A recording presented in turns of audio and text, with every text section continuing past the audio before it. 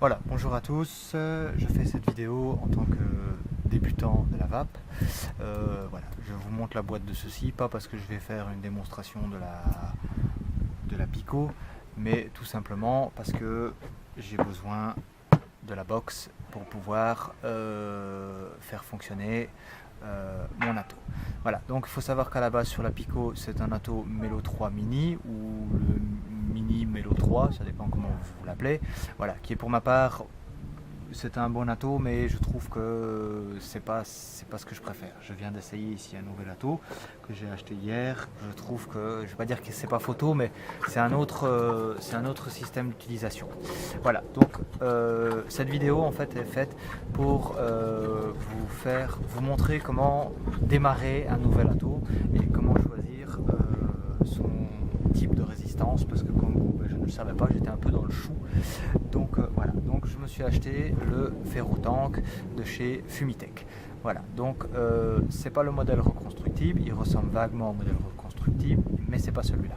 Moi j'ai pris encore avec des résistances qu'on achète toutes faites machin, même si on peut faire ces résistances soi-même à base de résistances existantes, mais c'est pas mon cas, pas pour le moment. Ça, je m'exercerai sur un autre atto ou sur un autre dripper ou éventuellement sur mon ancien Melo 3. Voilà. Donc la boîte se comporte comme ceci. Donc vous avez l'atomiseur qui est dedans avec une résistance déjà résistante je sais, comme ça, prémontée à l'intérieur, et une deuxième qui est ici.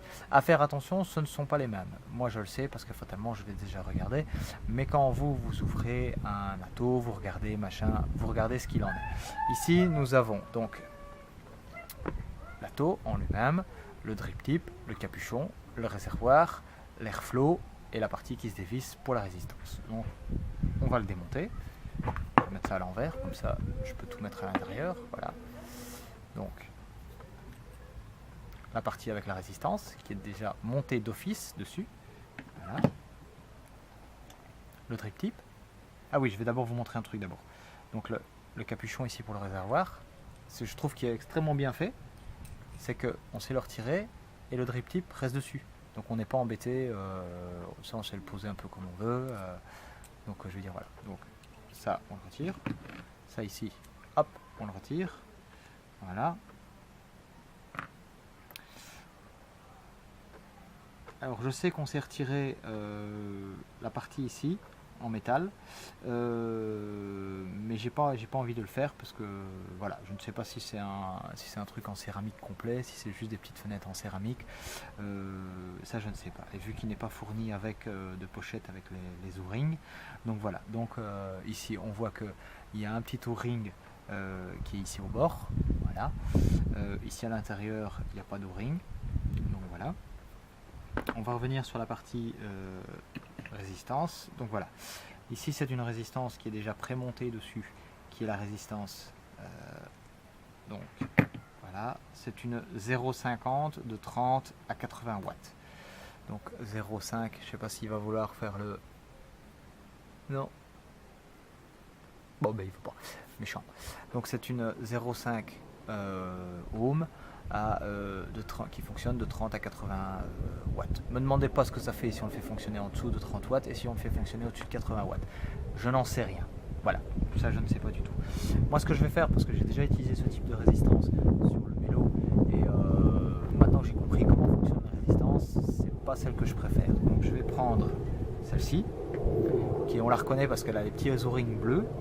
Celle-ci a des petits O-rings blancs. Voilà. Donc moi je vais prendre celle avec les petits O-rings bleus.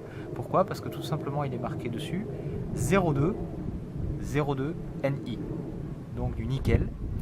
Et avec du nickel, on va faire du contrôle de température. Donc je vous explique ça après, sans aucun problème. Donc ici maintenant on va mettre la résistance sur la coiffe, si je peux dire ça comme ça. Voilà. On va prendre un petit jus. Ici c'est du Vampire Vape du Peakman. Voilà. Donc quand vous mettez en route une nouvelle résistance ou un nouvel atto, ce que vous faites, c'est, il ne faut pas 20 litres, hein, mais si j'arrive à en prendre, voilà, une petite goutte sur chaque ouverture, voilà, hop, hop, petite goutte sur chaque ouverture. Et alors, faut pas avoir peur d'en mettre à l'intérieur. Voilà. Quitte au début à avoir un petit peu de goût dans les lèvres, ce sera pas la fin du monde. Il vaut mieux avoir un petit peu de goût dans les lèvres et être sûr que sa résistance est bien humide avec le coton qui est à l'intérieur. Ou alors tout simplement vous montez tout, vous mettez la cuve, vous remplissez, vous attendez 20 minutes, vous foutez la paix pendant 20 minutes et vous êtes sûr et certain que votre résistance est imbibée. Mais bon. Alors ici on va remonter tout simplement le tank. En anglais ils appellent ça le tank, le réservoir en français. Donc qui va venir se glisser à l'intérieur. Voilà. Voilà.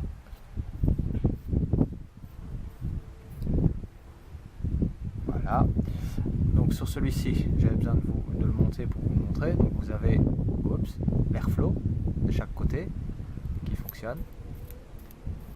Voilà, pour un tirage plus ou moins serré ou pas. Donc moi je vais la monter maintenant sur ma box. Voilà. Voilà. Hop. Elle est éteinte. 1, 2, 3, 4, 5. Voilà, ça y est.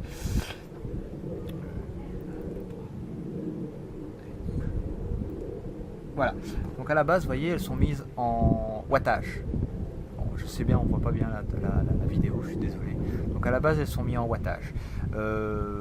Pour celui-ci, le wattage ne fonctionnera pas. Enfin, ne fonctionnera pas. Si, il fonctionnera, mais il ne sera pas approprié. Pourquoi? Parce qu'avec du NI, c'est mieux de faire du contrôle de température, pour ma part. Hein. C'est peut-être pas la religion de tout le monde, hein, pour ma part. Donc à ce moment-là, ce que vous faites, c'est, si c'est celle-ci, 1, 2, 3, hop, wattage, bipasse, température NI. À ce moment-là, il va vous afficher les degrés qui correspondront à des wattages. Moi, je sais que je tourne entre 215 et 220 degrés pour avoir les wattages entre 30 et entre 27 et 32 watts, quelque chose comme ça. Donc voilà. Donc une fois que ceci a été mis, que ça a été calibré, donc quand vous le mettez sur celle-ci, vous allez voir, il va vous afficher 220 degrés.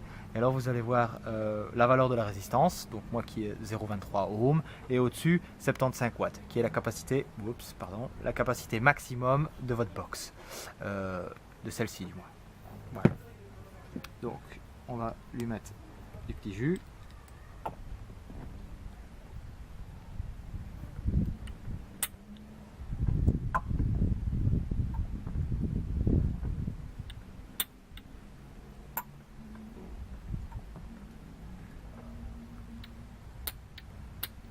Voilà, je le remplis pas à fond, je ne sais pas encore si je vais continuer avec celui-là ou pas. Voilà, alors à ce moment-là, on peut remettre la coiffe. Voilà. Ici, fatalement, il manque le drip tip, mais moi je vais utiliser mon drip tip. J'ai un drip tip avec un capuchon. Voilà. Voilà. Hop. Contrôle de température, NI, on est bon. Je teste.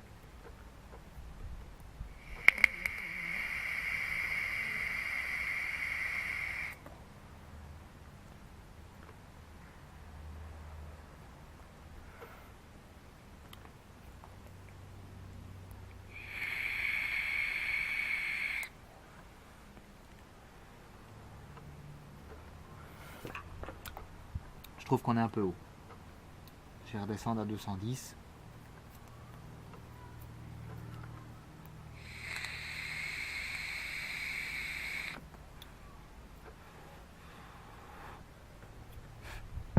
Voilà, 210, je trouve qu'on est vachement mieux.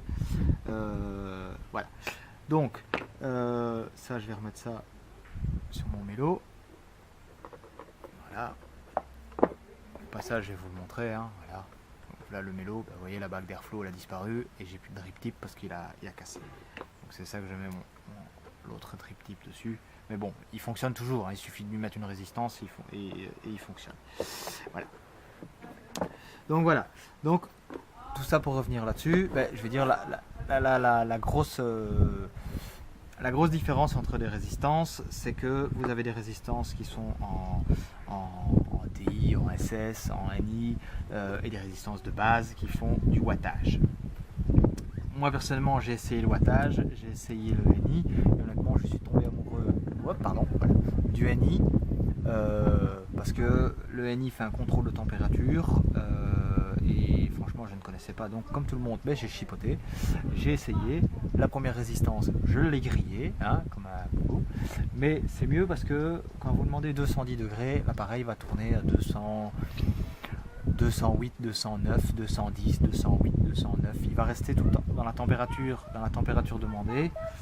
Et comme ça vous empêche d'avoir de la vapeur chaude. Moi, je n'aime vraiment pas la vapeur chaude. Donc voilà, comme ça, je vous ai fait découvrir le Fumitech Ferrotank avec son principe de résistance déjà prémonté. Voilà, sur ce, une petite taf.